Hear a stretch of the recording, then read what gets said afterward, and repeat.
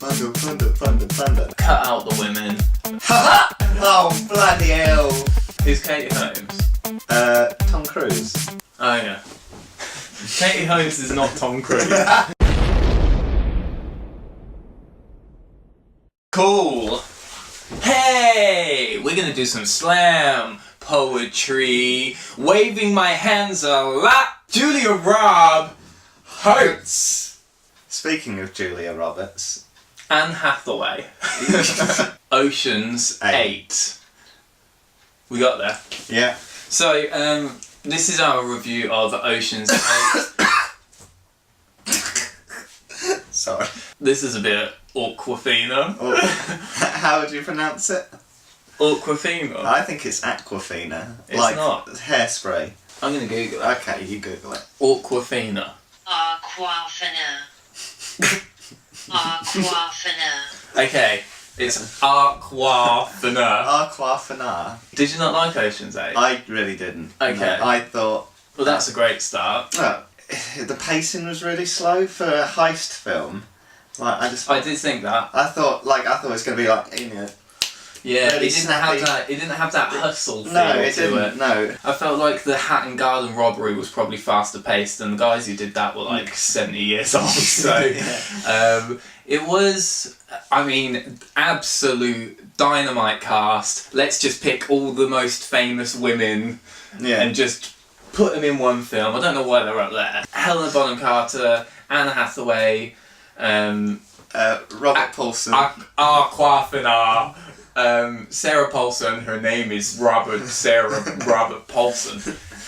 It's like, it's just, Who it's else an is in insane it? There was cast. someone else. There was someone else. Sandra Bullock and there Kate was Blanchett. There was Kate Carter Blanche. We need to talk about Rihanna.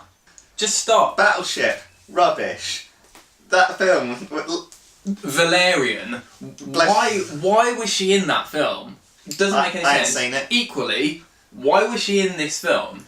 Her character could have been covered by Aquafina and Sarah Paulson. Like, Together. the combination of the things that she did, Yeah. one or the other's character should have been doing them. I just thought it was pointless. Yeah. It's just another example of putting Rihanna in a film to put Rihanna in a film. She's not a very good actor. Like, I mean, I know On a scale of 1 to Tandy Newton, how bad of an actor is she? Tandy Newton. Oh, That's painful. At least Tandy Newton's character in Star Wars was necessary. Yeah. Should have been there, even if it wasn't very well played. But anyway, we're going to get caught up in that Tandy Newton cycle again, and no one wants that. They gave her this very distinctly Rasta Mouse type Jamaican Yeah, vibe. I thought it was a bit shoehorned and ever so slightly racist. Yeah, it was like I don't know if as non-Jamaicans we get to say whether it was offensive or not, but Yeah. I just felt like it was really like overplayed, sort of like She got the hat. give her the hat, give her the dreads, dreadlocks, yeah. give her the smoking, I think she looked like one of the jellyfish out of a Shark's Tank. This is film 101. If a film mentions something that seems irrelevant, unless it's a terrible film with a terrible narrative, it's going to at some point be relevant. Right? Mm-hmm. So she mentioned my little sister could do that, like much earlier on in the film. As soon as I heard that, I was like, oh, I wonder when her little sister's going to be in the film then. Just another example of making a film entirely predictable. It started off with Sandra Bullock's character in prison, and it was just like obviously the film plays on and you find out how she got there, but like, I just felt like, where's this going? Immediately, Yeah. like, literally 2 minutes into the film. And when she came out of prison, her kind of getting hold of stuff, getting into the hotel. I thought that was good. It was quite clever. A lot of people in the cinema laughed out loud. If you took that out of this film and just made a short film that was just this little Sandra Bullock episode getting hold of stuff, like that would have been a nice little short. So a film that had such a huge build cast, you've got Oscar-nominated people, you've got very household names, effectively. I just thought that it fell very flat. Yeah. Like, there was no sort of when a film works together, if it's like a big cast like that, like for example Avengers, huge cast, Massive cast, and you can tell that they gel. Yeah. Like every sort of actor gels with each other. I just felt like they turned up one day and they were like, "Oh, we're going to film this film now," and they went, "Okay, who's Aquafina?" It's almost like then they weren't friends. And I think that I've seen them in interviews in the lead up to this film and thought, and felt like they actually got on quite well. But yeah, in the film it was just like... It's a bit cold, isn't it? Yeah. Who is Aquafina? Is she like some sort of Vine YouTube star or something? Because she was in some other film that I saw. To be fair to Aquafina, I did actually... I really liked her character. What I did think was weird, like, conveniently... Danny Ocean, George Clooney, was dead. Like, it was just for no reason. It was just like, oh, by the way, he's dead. Or he's dead, or is he? Like they said that at least 3 times. There was a picture of him in the toilet at one point as well, and I was like, what? I think that the reason they're not letting the Danny Ocean character go is because they think that if this fails, the most outlandish crossover in history. Yeah. Oceans. They're gonna have to call it Ocean's 8. Wait, they're gonna have to Ocean's 13 and Ocean's 8. 21. Ocean's 21. 21 people. But yeah, I do feel like they're just gonna do something like that. Cut out the women and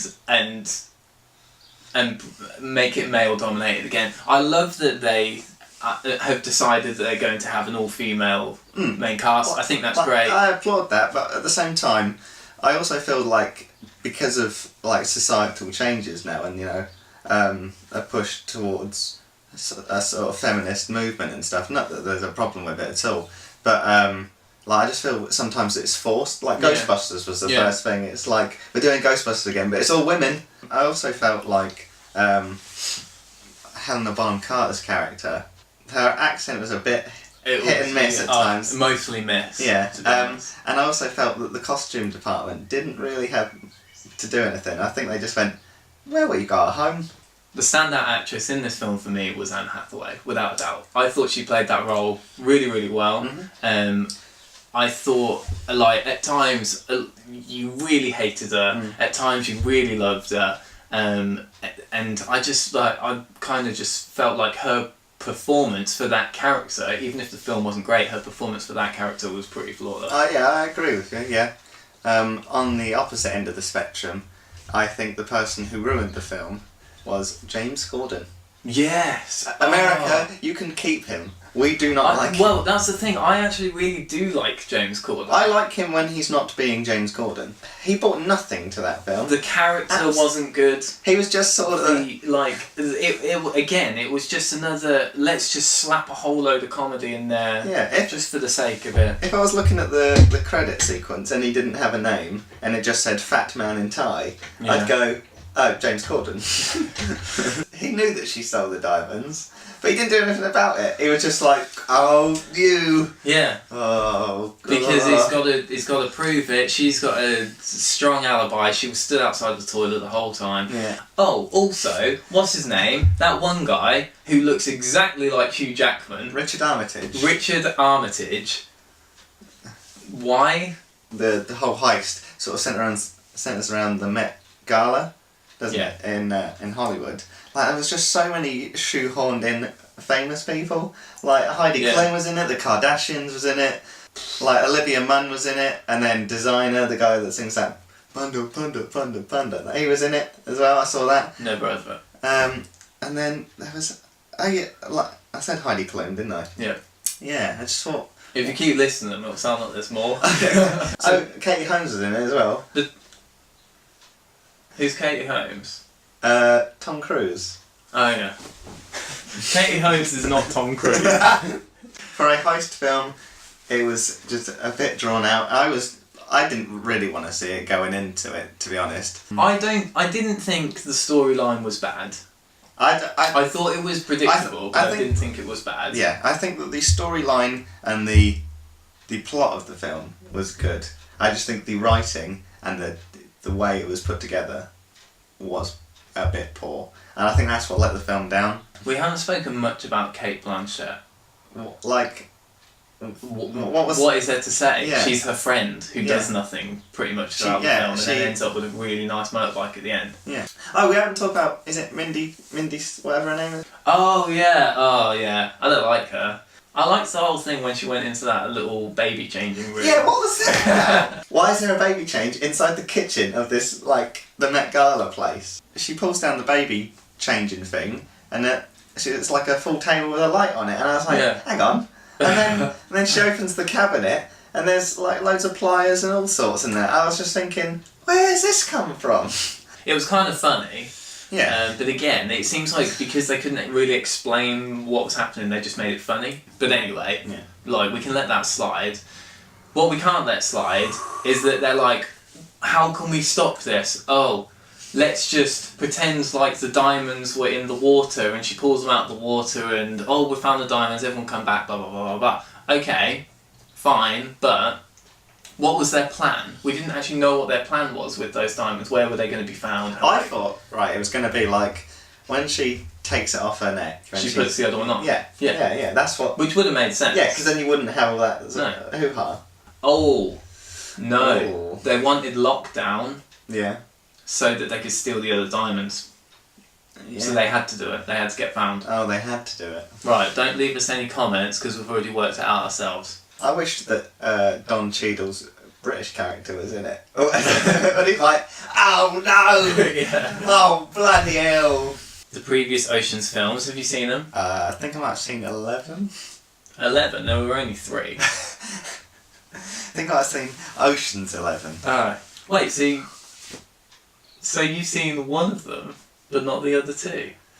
Yeah, it's my turn to not see Oh, how the turntables have turned. Because you always know that huge plot twist is going to come, you're always looking for things like, oh, what else are they going to do? And the whole way through this film I thought, they're going to steal the crown jewels. Obvious, that's what they're going to do. The crown jewels are right there. They're focusing on this one thing, they're going to steal the crown jewels. What did they do? Stole the crown jewels. Stole the crown jewels. Yeah. Rating time, I guess. I'm going to give it 2 Helena Bonham Carters out of 5. I just really didn't enjoy it. It's not really my kind of film anyway. Didn't really think much of it. I was kind of bored most of the way through the film. Marley, what do you think? I feel like 2 might be harsh. I'm going to give it 6 aquafanars out of 10. And my reason for that, and because that's actually I'm being quite generous, to be honest. It was just standard Hollywood escapism. Sit there, watch a film, eat your popcorn, go home, probably never talk about it again unless you do a review podcast like we do. But I wouldn't rush out to watch it. Maybe wait till it comes out on DVD. Netflix. Or whatever. So anyway guys, if you like the video, don't forget to like, share and subscribe. Tell your friends and tell your mum, because she loves us. She does love us. Can you actually tell her to stop sending those texts and emails? It's getting really awkward. Yeah. The photos are completely unnecessary.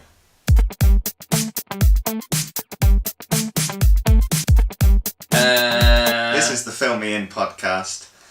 Craig, David, please do an intro for this podcast. I